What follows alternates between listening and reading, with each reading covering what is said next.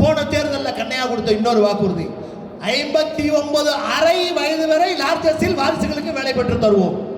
59 அரை வயது வரை லார்ஜஸ்ட்ல வேலை வாங்கி தருவோம்.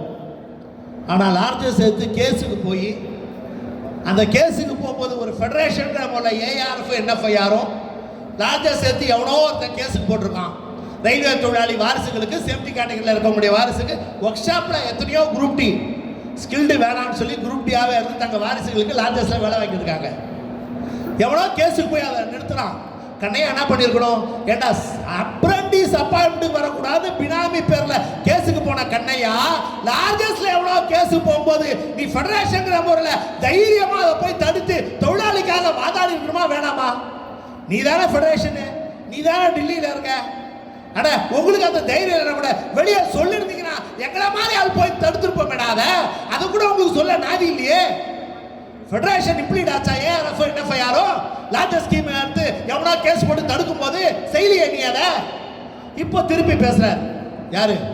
ராகவையா பேசியிருக்காரு. நாங்கள் லார்ஜஸ்ட் திருப்பி கொண்டு வந்து தொழிலாளியின் ஒரு பிள்ளைக்காவது வேலை வாங்கி தருவோம். அந்த கோரிக்கையை தொழிலாளி மறந்து எத்தனை வருஷம் ஆயிடுச்சு. இன்னமும் அதையா போன மாதிரி இல்லைங்க. அடுத்த போய் ராகவையா சொன்னது என்ன? அடுத்த போய் தொழிலாளிகிட்ட வில்லிங் கேட்போம். We will ask willing. We will ask willing.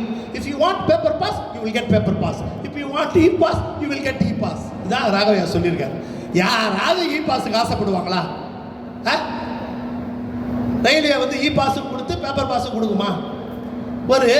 ஒரு ஆன்டி லேபர் பாலிசி வரும்போதே அதை நுழைய விடாமல் தடுக்க வேண்டிய ஏஆர்எஃப் என்எஃப்ஐஆரும் அதை நுழைய விட்டு டிஆர்யூ கேள்வி கேட்ட பிறகு அதை பற்றி இங்கே பொய் புழுகிறார்கள். எலெக்ஷன்ல ஒரே ஒரு விஷயம் தான். எலெக்ஷன்ல அஜெண்டாவை யார் உருவாக்குகிறார்கள், எதை பேசு பொருளாக்குகிறார்கள் என்பதுதான் முக்கியம். டிஆர்யூ உருவாக்கிய அஜெண்டா, அந்த அஜெண்டா தான் பிஎல்பி போனஸ். 12 வருடங்களாக ஒரே போனஸ் 78 நாள். அந்த அஜெண்டா தான் என்பிஎஸ் யூபிஎஸ்ஐ வரவேற்றது. இவர்கள் ஏஆர்எஃப் எதிர்க்கவில்லை. அந்த அஜெண்டா தான் பயோமெட்ரிக்கு கையெழுத்து போட்ட ஏஆர்எஃப் என்எஃப்ஐஆர். அந்த அஜெண்டா தான் டிஆர்யூ விவாதித்த டிஆர்யூ முன்வைத்த இந்த அஜெண்டாக்களை இவர்களால் மாற்ற முடியல, பேச முடியல.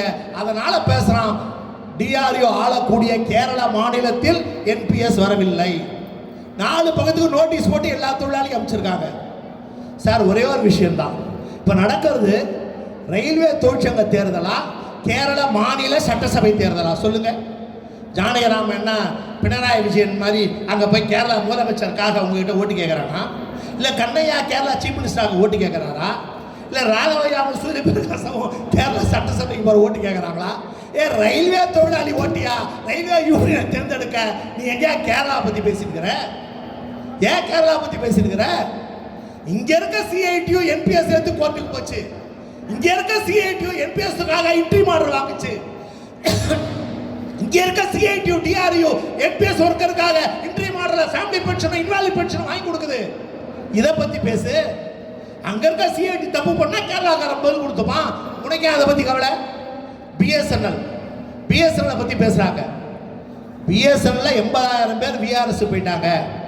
ஆமா 80,000 பேர் விஆர்எஸ் போக சொல்லி கவர்மெண்ட் பாலிசி. அங்கே ஐஎன்டிசி இல்லை, ஐஎன்டிசி இருக்குல்ல சார். பிஎஸ்என்எல்ல என்ன பண்ணிச்சுவோம்? ஐஎன்டிசி பிஎஸ்என்எல்ல இருக்கக்கூடிய பிஎஸ்என்எல் எம்ப்ளாயிஸ் தெருவில் இறங்கி